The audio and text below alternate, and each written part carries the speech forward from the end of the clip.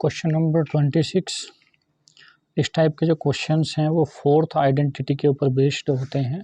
जो fourth identity है कि x प्लस ए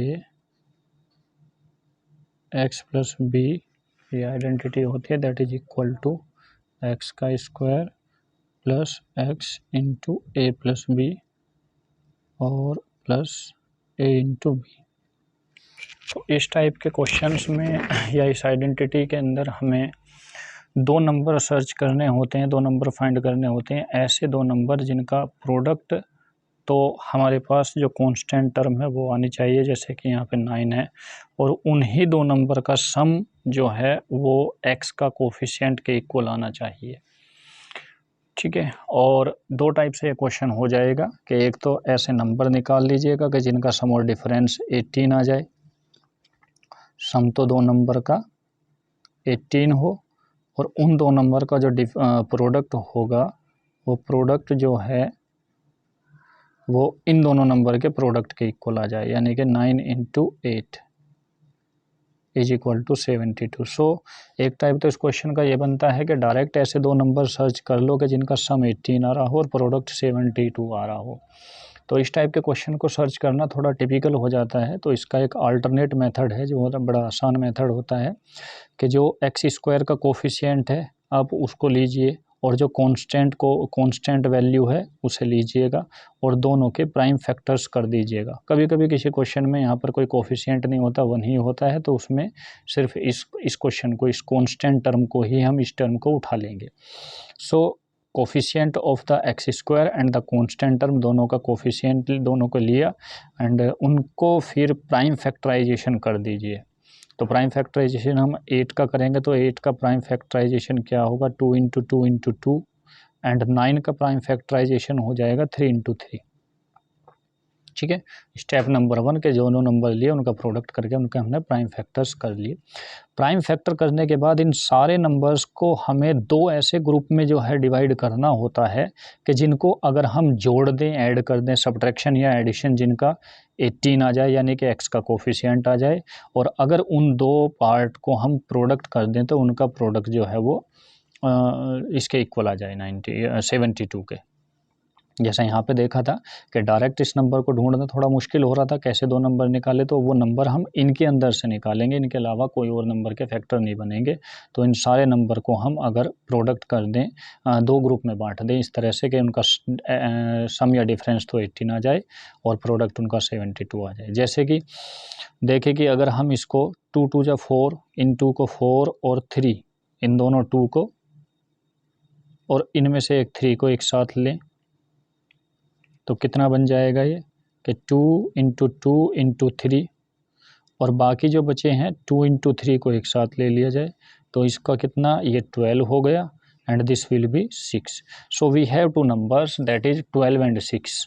ठीक है, ऐसे दो नंबर 12 और 6 हो गए। कैसे हो गए कि अगर आप 12 और 6 का एडिशन करोगे so that will be equal to 18, और अगर इन्हीं दोनों नंबर का आप प्रोडक्ट कर देंगे so the product will be equal to 72। 12 6 या 72। तो ये दोनों नंबर हमें सर्च करने थे। यहाँ पे अगर ये दोनों नंबर किसी तरह से डायरेक्ट मिल जाएं तो वेल एंड गुड, और अगर डायरेक्ट ना मिले तो फिर दूसरा तरीका यही है कि दोनों को प्रोडक्ट करके उसके सारे प्राइम फैक्टर ले लो और उसके सारे प्राइम फैक्टर को दो पार्ट में इस तरह से कुछ कैलकुलेट करके किसी को किसी के साथ एडजस्ट करके ऐसे दो नंबर निकाल लो कि जिनको जोड़ने पर तो x का कोफिशिएंट आ जाए और जिनका प्रोडक्ट करने पर हमें इन दोनों के प्रोडक्ट के इक्वल मिल जाए। सो हमें दो नंबर ये मिल गए। अब क्वेश्चन ये काफ़ी आसान हो जाएगा, बस ये ही इसके अंदर सर्च करना होता है। So we have the question 8x square minus 18x और प्लस 9। अब ये जो मिडिल टर्म है, जो बीच की टर्म थी, इसको आप इस टर्म में, इसकी फॉर्म में लिख देंगे जो दो नंबर हमने ढूंढे हैं 12 और 6। कैसे देखिएगा, 8x स्क्वायर और माइनस x इंटू 18 जो है, 18 को आपको 12 प्लस 6 की फॉर्म में लिखना है। ठीक है, और प्लस ये हो जाएगा 9। ओके, अब क्या करना है कि इसका प्रोडक्ट कर दीजिएगा, 8x स्क्वायर माइनस यहाँ पे प्रोडक्ट करेंगे तो 12x हो जाएगा, इसका यहाँ पर प्रोडक्ट करेंगे तो माइनस 6x हो जाएगा, और प्लस का 9। दो टर्म एक साथ रख करके कुछ कॉमन निकलेगा वो कॉमन निकाल दीजिएगा। जैसे कि यहाँ से हम देखें तो 4x यहाँ से कॉमन आ रहा है, 4x यहाँ से कॉमन निकालेंगे तो यहाँ से तो बचेगा 2x और यहाँ से आपका बच जाएगा 3।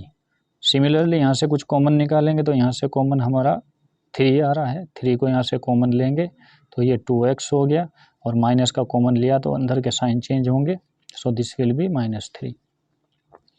दोनों टर्म के अंदर जो ब्रैकेट की वैल्यू है वो देखो फिर से सेम आ गई है। तो अब इस ब्रैकेट को दोनों साइड से कॉमन निकाल दीजिएगा। तो ब्रैकेट को कॉमन लिया तो यहाँ पर क्या बच गया, यहाँ से तो बच गया आपका 4x। जब भी कॉमन लेंगे तो ब्रैकेट स्टार्ट करेंगे, दूसरी वैल्यू को ब्रैकेट में लिखेंगे। यहाँ पर भी लिखी थी, कॉमन लेने के बाद ब्रैकेट स्टार्ट किया था। अब दोबारा से कॉमन लिया है तो इसमें भी जो वैल्यू होगी वो ब्रैकेट से स्टार्ट करेंगे। तो 4x और यहाँ से क्या बचेगा 2x - 3 को कॉमन लेने से बाद -3 बचेगा। तो ये दो इसके फैक्टर्स हो गए, 2x - 3 और 4x - 3। ठीक है, कोई सा ऑप्शन यही होगा। अच्छा, अब एक सवाल आता है कि हमने इस नंबर को 18 को जो ब्रेक किया वो 12 और 6 की फॉर्म में ही ब्रेक क्यों किया, क्योंकि इतनी सारी मेहनत हमने क्यों की ये फाइंड आउट करने के लिए। हम तो 18 को अगर हमें डिस्ट्रीब्यूट करके लिखना था तो 18 को हम 10 + 8 भी लिख सकते हैं, ऐसे भी लिखा जा सकता है। क्यों ही हमने 12 और 6 को लिखा, तो इसका यहाँ पे देखिएगा ज़रा चेक करके। अगर हम ऐसे लिखते हैं तो हमें क्या प्रॉब्लम फेस करनी होगी, that is 2x² - x into, suppose that के हम इसको ये लिख दें +9। अब फिर से इसको मल्टीप्लाई कीजिए, 2x² - 10x और -8x और प्लस का 9। अब यहाँ से कॉमन लीजिएगा, क्या कॉमन आएगा, तो यहाँ से हम देख रहे हैं कि 2x यहाँ से कॉमन आ जाएगा। 2x कॉमन आने के बाद क्या होगा, ये 4x - 5। ठीक है, अब यहाँ से देखें तो देखो दोनों टर्म में कुछ भी हमारा कॉमन नहीं आ पा रहा है।